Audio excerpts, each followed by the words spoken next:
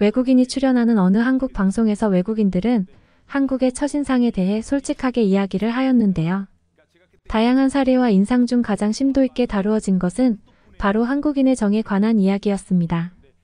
오늘의 사연도 이와 관련이 있습니다. 오늘의 사연자는 한국인들은 무뚝뚝하고 불친절해 라고 생각했던 스페인 여행자라고 하는데요. 그런 그녀를 한국에 눌러앉게 한 한국만의 놀라운 문화를 겪고는 생각이 완전히 바뀌었다고 합니다. 과연 그녀는 어떤 경험을 한 걸까요? 오늘의 사연으로 들어가 보겠습니다. 안녕하세요. 저는 스페인에서 온 대학생 여자입니다. 지금은 한국으로 교환학생을 온 대학생이지만 저는 21살에 한국 여행으로 처음 이곳에 발을 들였어요. 이유는 많은 외국인들이 그러하듯 한국 문화에 관심이 생겼기 때문이었죠.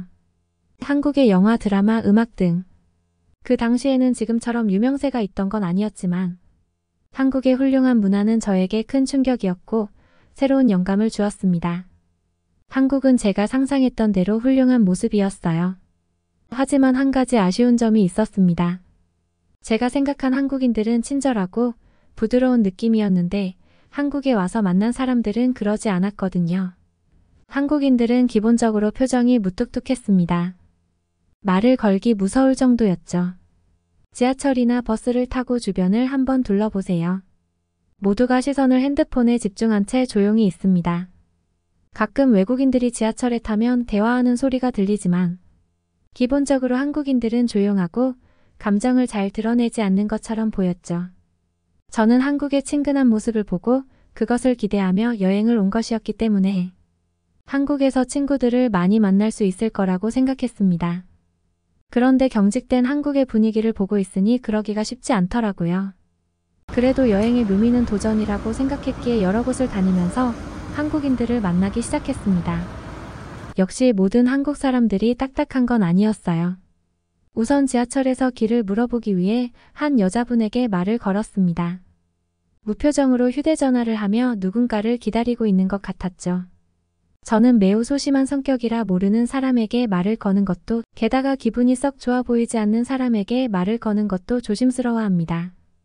하지만 선택의 여지가 없었기 때문에 말을 걸었어요. 여자분은 제 부름에 고개를 번쩍 들었습니다. 제가 외국인이라 당황한 것 같았어요. 저는 최대한 아는 한국어를 섞으며 길을 물었습니다. 물론 역부족이었지만요. 표정 변화 없이 제 이야기만 듣고 있는 여자분을 보며 낭패다 라고 생각했습니다. 그때 그 여자분이 저를 지나쳐 가셨어요. 이때는 상처받았습니다. 낯선 외국인이 길을 물어보는 게 싫으면 싫다고 말이라도 해주지. 저렇게 무시할 것까지 있나. 의기소침한 상태로 뒤를 돌았는데 그 여자분이 저에게 손짓하고 있었습니다. 그분은 지하철 안내 표시 앞에 있었어요. 여자분은 그곳에서 손짓 발짓을 해가며 제가 어떤 방향으로 가야 하는지 알려주었습니다. 비록 말은 통하지 않았지만 저는 그분 덕분에 한국 지하철 노선이 색깔로 구분 지어져 있고 어떻게 해야 방향을 올바르게 탈 수 있는지 알 수 있었어요. 지하철 노선을 한눈에 볼 수 있는 휴대폰 애플리케이션까지 알려주더라고요. 저는 깊은 감사를 느꼈습니다. 그리고 얼마 지나지 않아 인상 깊은 일을 경험하게 되었어요. 저는 여행을 가면 그 나라의 골목 구석구석을 다니는 걸 좋아하는데 한국의 골목은 그 어느 나라보다 재미있었습니다. 한국의 밤거리가 안전한 것도 한몫했죠. 제가 살던 스페인은 밤이 되면 무조건 실내로 들어가야 해요. 특히 혼자 다녔다가는 범죄의 표적이 되기 쉽죠. 처음에는 긴장됐지만 어딜 가든 환한 불빛이 있고 제 나이 또래의 여자뿐만 아니라 학생들까지도 아무 걱정 없이 돌아다니는 걸 보면서 마음이 안심되더라고요. 게다가 경찰차가 수시로 순찰을 돌고 있었습니다.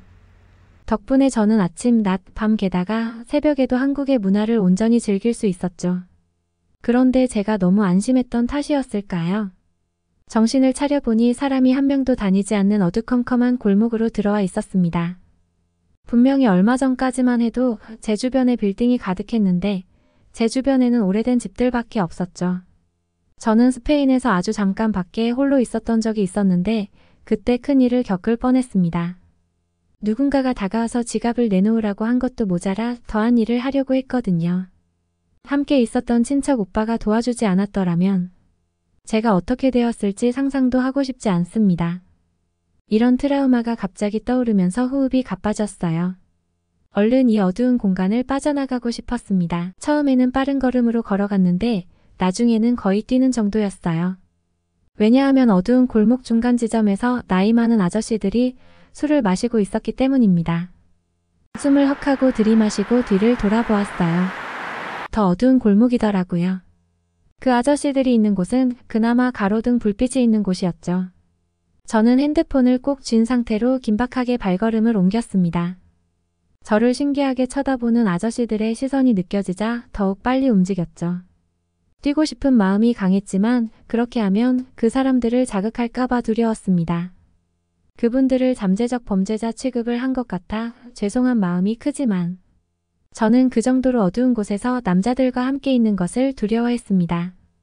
그 아저씨들과 거리가 조금 멀어지자 안도하는 마음이 들었습니다. 저 멀리대로가 희미하게 보이기도 했죠. 그런데 그때 뒤에서 누군가가 큰 소리를 냈습니다. 무의식적으로 돌아보았는데 저는 제 눈앞에 있는 광경을 보자마자 전속력으로 뛰기 시작했어요. 미친 듯이 뛰었습니다. 잡히면 영영 가족들이 있는 스페인으로 돌아가지 못할 거라는 생각으로요. 제 뒤를 쫓아오는 사람은 아까 보았던 그 아저씨 중 한 명이었습니다.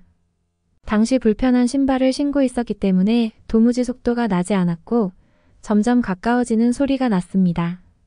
눈물이 났어요. 이 상태로 큰 일을 당할 거라고 생각했죠. 그런데 그때 아저씨가 큰 소리로 외쳤습니다. 월렛, 월렛, 월렛? 지갑을 얘기하는 건가? 싶어서 살짝 뒤를 돌아보았는데 이제야 나타난 가로등 아래에서 본 아저씨는 제 지갑을 흔들고 있었습니다. 저는 멈춰 섰어요. 둘 다 숨을 고르느라 바빴죠. 심장이 터지다 못해 아프기까지 했습니다. 아저씨도 마찬가지인 것 같았어요. 옆구리를 잡고 힘들어 하시더라고요. 아저씨는 저와 눈이 마주치자 손에 들린 것을 건네주셨습니다. 그건 정말 제 지갑이었어요. 급하게 가느라 지갑이 떨어진 것도 몰랐던 것이죠. 순간 눈물이 또 한 번 왈칵 쏟아졌습니다. 아저씨를 의심하고 도망가기 바빴던 저를 위해 이 먼 거리를 전속력으로 뛰어오다니요. 감동을 넘어 감격스러운 마음이었습니다. 아저씨는 제가 우는 것을 보고 당황하시더니 되려 저에게 미안하다고 하셨어요. 아마 자신이 저를 무섭게 했다는 걸 알고 계시는 것 같았습니다. 하지만 죄송하다고 해야 하는 사람은 저라고 생각했어요. 그래서 연신 죄송하다고 말씀드리고 보답을 하고 싶어서 지갑을 꺼내 안에 있는 현금을 전부 드렸죠. 있는 지갑도 내놓으라고 하는 나라에서 왔으니 이 정도 성의는 당연한 것이었습니다.